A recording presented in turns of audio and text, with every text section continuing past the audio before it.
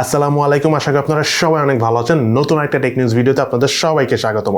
আমাদের আজকের দিনের প্রথম টেক নিউজটি হলো, আমি কিছুদিন আগে বলেছিলাম যে Redmi Note 8 মোবাইলটি আবারও আসতে যাচ্ছে Redmi Note 8 2021 ভার্সন বা 2021 মডেল হিসাবে। সো সেই মডেলটির কনফিগারেশনের ব্যাপারে আমরা এর আগে কথা বলেছিলাম যে MediaTek Helio G85 এর প্রসেসরের পাশাপাশি 4টা রিয়ার ক্যামেরা থাকবে এবং তার পাশাপাশি 4000 mAh ব্যাটারি থাকবে এবং 4GB RAM 64GB স্টোরেজ আসবে। অবশ্যই সেই মোবাইলটি কি প্রাইসে আসতে যাচ্ছে সেই ব্যাপারে একটা ক্লিয়ার ধারণা আমরা পেয়ে গেছি। এই মোবাইলটার ইউএসডি প্রাইস হবে $169, অর্থাৎ বাংলাদেশি টাকায় 15,000 টাকার প্রাইস রেঞ্জে আমরা এই ফোনটি অ্যাভেলেবেল পেয়ে যাব। তবে এই ফোনটি প্রথম দিকে আমাদের এই জোনটাতে অর্থাৎ ইন্ডিয়া বা বাংলাদেশ এই সাইডে লঞ্চ হবে না, এটা প্রথমে লঞ্চ হবে ইউরোপে, দেন পরে হতে পারে যে আমরা আমাদের এই দেশে পেতে পারি বা পাওয়ার একটা স্ট্রং পসিবিলিটিস রয়েছে। এদিকে ওয়ানপ্লাসের তরফ থেকে একটা ইন্টারেস্টিং টুইট আমরা দেখতে পেয়েছি তাদের ওয়ানপ্লাস ইন্ডিয়ান অফিসিয়াল ওয়েবসাইটে। সেখানে তারা বিভিন্ন রকমের হাতে সাইন দিয়ে বুঝিয়েছে যে এটার মানে কি। এটা এক্স্যাক্টলি মানে হলো সামথিং নিউ ইজ কামিং, এবং সেইখানে OnePlus Nord 2 এবং OnePlus CE 5G মোবাইল দুটো আসতে যাচ্ছে। এবং এই মোবাইল দুটোর ব্যাপারে কিন্তু আমি গতকালকে আমাদের আপকামিং যে মোবাইলগুলো আসবে সেই ভিডিওতে কথা বলেছিলাম। অবশ্যই সেই মোবাইল দুটি আসতে যাচ্ছে, বাট যেটা হলো সব থেকে ইন্টারেস্টিং বিষয় সেটা হলো OnePlus এই প্রথম স্ন্যাপড্রাগনের প্রসেসর ছাড়া মিডিয়াটেকের প্রসেসর দিয়ে মোবাইলটি আনতে যাচ্ছে, এবং সাথে থাকবে অর্থাৎ OnePlus Nord 2 মোবাইলটিতে থাকার চান্স রয়েছে Dimensity 1200 প্রসেসর। দেন এরপরে টেক নিউজটি হলো, Xiaomi গত বছর Huawei যে বিজনেসটা করতো ওয়ার্ল্ড ওয়াইড সেখান থেকে কিন্তু তারা সরে গিয়েছে। তো তাদের যে গ্যাপটা ছিল বিজনেসে, তাদের যে ইনকামটা ছিল সেই গ্যাপটা ফিল করে ফেলেছে Xiaomi। অর্থাৎ Xiaomi এই বছর 2021 সালের ফার্স্ট কোয়ার্টারে তাদের 50% সেল বেশি হয়েছে, অর্থাৎ 50% ইনকামও বেশি হয়েছে, যেটা খুবই ইন্টারেস্টিং এবং বলা যায় যে ভাগ্য খুলে গিয়েছে হুয়াওয়ের জন্য Xiaomi। এদিকে হুয়াওয়ের অনেকদিন পর একটা গুড নিউজ নিয়ে এসেছি, সেটা হলো হুয়াওয়ে তাদের হারমোনি ওএস অপারেটিং সিস্টেমটি সম্পূর্ণ নতুন রূপে এবং নতুনভাবে আগামী জুন মাসের 2 তারিখ অফিসিয়ালি লঞ্চ করতে যাচ্ছে।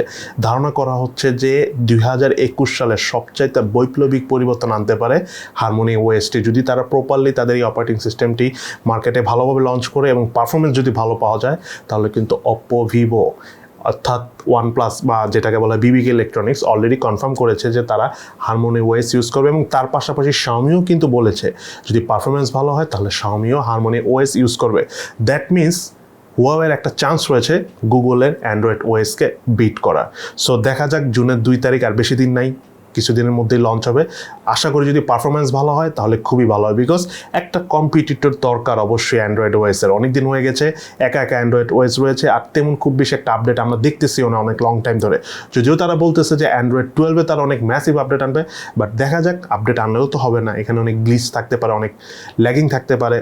সব কিছু মিলিয়ে হারমোনি ওএসও যেহেতু আসতেছে, তারাও এখন নতুন স্টাইল নতুন ডিজাইন নিয়ে আসবে, যেটা আমাদের কাছে হতে পারে আরও ভালো লাগলেও লাগতে পারে, এখনও বোঝা যাচ্ছে না। বাট একটা বিশাল ফাইট হবে অ্যান্ড্রয়েড ওএসের সাথে হারমোনি ওএসের, এটা কনফার্ম। এদিকে আমি গতকালকে আমাদের আপকামিং মোবাইলের ভিডিওতেও অপ্পো রেনো 6 সিরিজের ব্যাপারে কথা বলেছিলাম যে মোবাইলটি দেখতে একদম হুবহু অনেকটাই iPhone 12-এর মতো মনে হচ্ছে বা iPhone 12 সিরিজের মতো।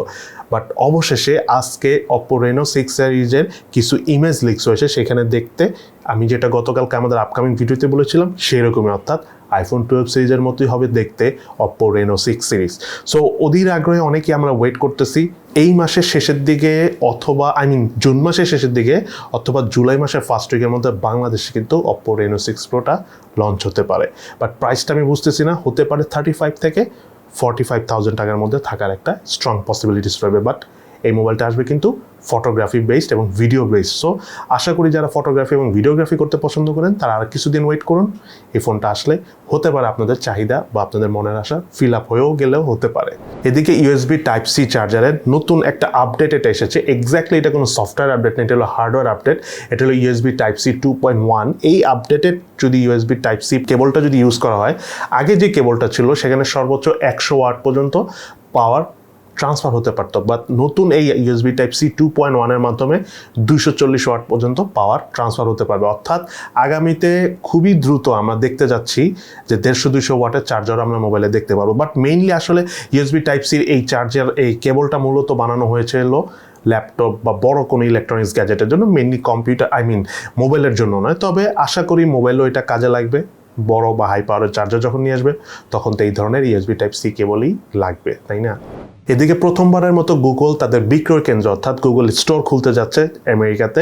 এ পর্যন্ত কখনোই কিন্তু তারা কোনো ধরনের কোনো গুগল স্টোর খুলেনি। তারা বিভিন্ন ধরনের ক্যাম্পেইন করেছে, but this is the first time ইউএসএতে তারা খুলতে যাচ্ছে তাদের ফার্স্ট গুগল স্টোর। এবং এখানে তারা মূলত বিক্রি করবে তাদের ফোন রয়েছে, তাদের বিভিন্ন রকমের ধরেন অ্যাক্সেসরিজ রয়েছে, যেমন গুগল পিক্সেল, তারপরে আপনার ধরেন যে টুকটাক TWS, এই ধরনের ইলেকট্রনিক্স গ্যাজেটগুলো সেল করার জন্য তারা মেনলি এই গুগল স্টোর ওপেন করতে যাচ্ছে। স্পেশালিস্ট যারা রয়েছে তারা অনেকেই ধারণা করতেছে যে গুগল ডিরেক্টলি অ্যাপেলের স্ট্র্যাটেজি ফলো করার জন্যই গুগল স্টোর খুলতে যাচ্ছে।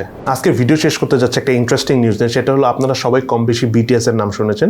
কোরিয়ান এই কোরিওগ্রাফাররা কিন্তু ওয়ার্ল্ডের রাইট নাও খুবই পপুলার কোরিওগ্রাফার। তো তারা রিসেন্টলি তাদের একটা নতুন গান ইউটিউবে ছেড়েছিল, আপলোড করেছে।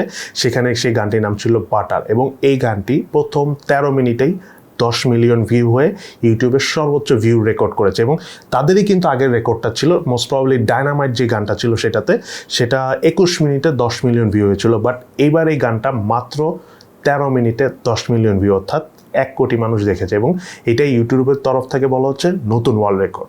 সো আজকে তাহলে এই পর্যন্তই। ভিডিওটি ভালো লেগে থাকলে অবশ্যই লাইক করে দিবেন, এবং সেই সাথে আপনাদের যদি কোনো প্রশ্ন থাকে সেটাও কিন্তু ভিডিওর নিচে কমেন্টস করে জানাবেন। সো সবাই ভালো থাকেন, সুস্থ থাকেন, ইনশাল্লাহ দেখা হবে ফিউচারে।